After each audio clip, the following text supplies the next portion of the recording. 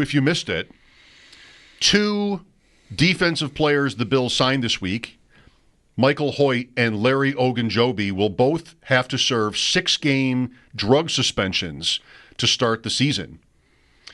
Brandon Beane, speaking now, said that they knew Hoyt had that coming, but not Ogunjobi.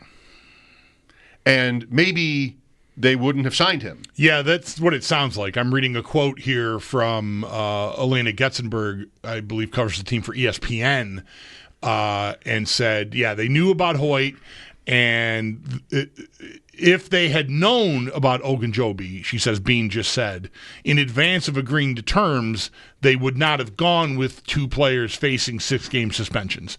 But at that point, the market had thinned out. By the time they learned about the suspension, they didn't really have a pivot that they found suitable and just decided to live with it, I guess. So, man, that's a bad look.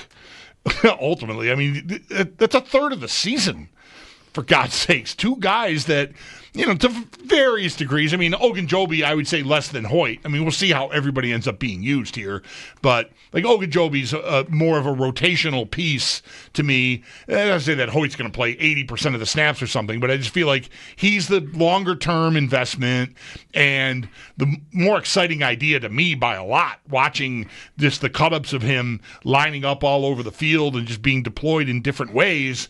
Sort of excited about him being here to see what they can do with him and what it'll mean to their defense and all that. And holy cow, I mean, we're going to be knocking on the door of Halloween before any of these guys get on the field. Yeah, that's tough. That's a bit of an exaggeration, but whatever. It's going to be mid-October. It's going to be close. Yep. That's brutal news. I just, man, I've never thought to talk to a manager in any sport, about that kind of thing. Like, obviously they liked this player Hoyt enough to go through with it in spite of knowing he was going to miss the first 6 games of the season. So it tells you what they think of him. Also tells you in a certain way what they think of Ogunjobi, that they would have backed out of it if they could, but they didn't have a better idea. So they only like him enough that by the time the market got picked over, they didn't have a place to turn. It sounds like they would have if they had a better idea, which is tough for Ogunjobi. I mean, that's how it goes. But that's the world. Wow, that's brutal news. Yeah.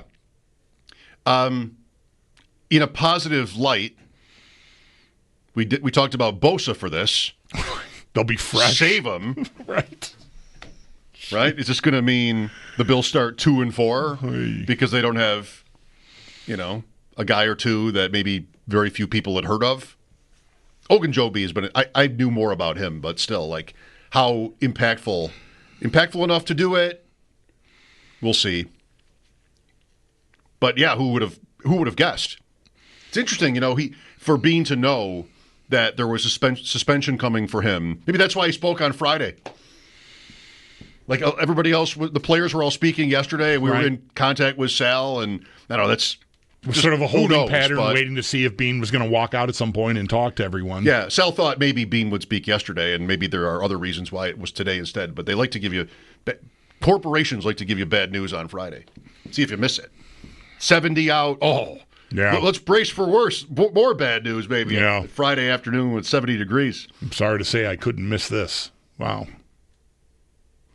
Yep.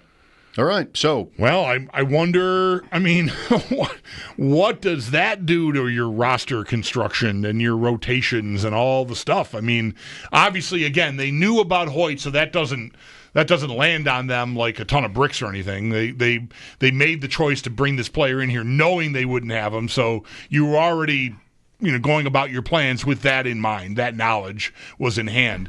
Ogunjobi's a little bit different. They still do decide to proceed with the player, though. Like for the reasons I already said, that nobody better left out there because the market had been picked over by then.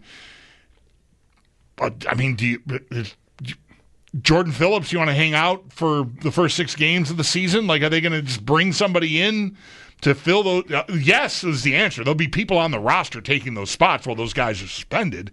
But do you go get guys just to fill in for that? Or are those practice squad guys? Or what are we doing here? It's just I don't want to say unprecedented. It's possible, maybe even likely, that some team, maybe many teams over the years have signed free agents only to find out that they're going to get suspended after they're signed.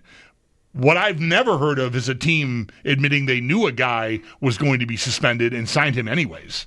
It's probably happened. It probably has. Again, I don't have that all filed away here. I'm sorry. I try to keep track of stuff, but it's not. It's a very odd section of the book here that we're in. Like, guys that were signed to free agent contracts knowing they were going to be suspended. It's not a Jeopardy category that I would choose. It wouldn't be your category on the floor. No, but it's a weird choice to make. Period. Well, on either guy. Yeah, I'm sure it's happened, and I guess I just don't hate that the Bills did it or anything, right? Like, you run the calculus. We like the player, 6 games, not good. I guess you'd want to hear an explanation, assume they would get one from the player. Maybe it's a good one. I don't know if it ever is, if it can be that good. What did it mean to the player's performance? All of that. Well, they weren't scared off. Right. Because it's both things. It's the 6 games, but it's also the choice in the first place, and sort of what maybe that says. Because I hear about a drug suspension, I feel like somebody might be desperate. Like, I got to do this to keep going. That might not be the case with Hoyt. And making the point about Bean speaking on a Friday, Hoyt is speaking now. I didn't think about that. He didn't go yesterday, so he's going now. I'm reading. We'll see what else comes up. 803-0550 for your calls. Mike Schopp and the Bulldog here, WGR.